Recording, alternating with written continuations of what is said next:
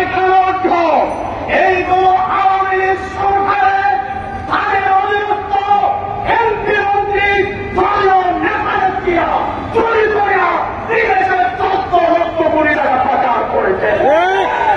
অবিলম্বে এই টাকার দাম করেন, বাংলাদেশে সরকারি কোষাগারে জমা করে বাংলাদেশের জমা করে নির্যাতনের জন্য চক্রবন্ধ ক্ষমতার ভেতরে আনার চেষ্টা করে। এই তো কথা বলার সুযোগ নাই। এবারে আমাদেরকে সংস্কার করার সময় আমরা সকলে ঐক্যবদ্ধভাবে এই স্বৈরাচারী ফ্যাসিস্টের দেশ থেকে বিতাড়িত করেছিলাম। এবারে কিন্তু কেউ যদি এককভাবে এই দেশকে পৈতৃক সম্পত্তি মনে করেন, আপনি ভুল করবেন। আওয়ামী লীগের সন্ত্রাসীদের সাথে বৈঠক করবেন, হানাহানি করবেন, কোথায় বৈঠক করবেন, কোন বিচারেরা বাংলার জনগণ দেখতে চাই না। এবারও কে তাদের সাথে এই অঙ্কার করবেন, সত্য ঘোষণা করবেন, আন্ধার থাকলে তাদের সাথে বসবেন, তাদের সাথে কথাবার্তা করবেন। আপনাদের কোনো থেকেই বাংলার জনগণ বারবার পরীক্ষা করে দেখেছে।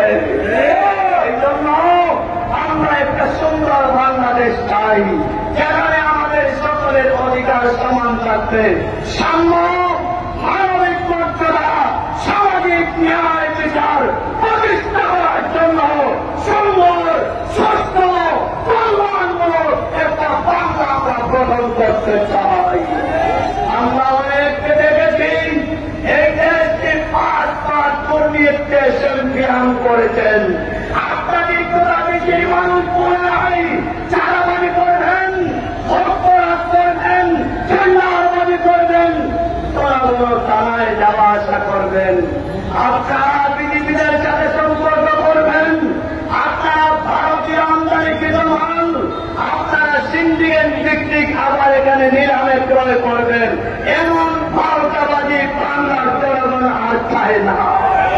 আমরা সুন্দর বাংলাদেশ দেখতে চাই, ইসলামের বাংলাদেশ দেখতে চাই, কোরআনের বাংলাদেশ দেখতে চাই, ন্যায় নীতির বাংলাদেশ দেখতে চাই, যেখানে সকলে তাদের অধিকার ফিরিয়ে যাবে। প্রিয় সিলেটবাসী, আমাদের বাক্যের পরিবর্তন ঘটাইতে হলে আমরা নিজে যদি না ঘটাই, আল্লাহ আমাদের বাক্য পরিবর্তন করে দিবেন না। এই জন্য আসুন, যে 15 বছর পরীক্ষা দিয়েছি, পরীক্ষা করে দেখেছি, বাক্যেই পরিবর্তন হয় নাই। বাক্যেই পরিবর্তন করতে হলে ইসলামকে ক্ষমতায় বসাতে হবে, ইসলামী নেতৃবৃন্দকে ক্ষমতায় বসাতে হবে। এবারে বাংলার ইসলামী জনতা ঐক্যবদ্ধ হয়েছেন, এবারে কাউকে ছাড়তে হবে না। এবারে আন্দোলন ইসলামকে ক্ষমতায় বসানোর আন্দোলন। এই জন্য আসুন আমরা ঐক্যবদ্ধ হই, ইসলামী আন্দোলন বাংলাদেশের সাহেব করে আসছি, ইসলামী আন্দোলনের হাতকে শক্তিশালী করি, সুন্দর, সুশৃঙ্খল, মানবতাবাদী একটা সুন্দর দেশ গঠন করার জন্য সবাই ঐক্যবদ্ধ হয়ে কাজ করি। আল্লাহ আমাদের সবাইকে তৌফিক দান।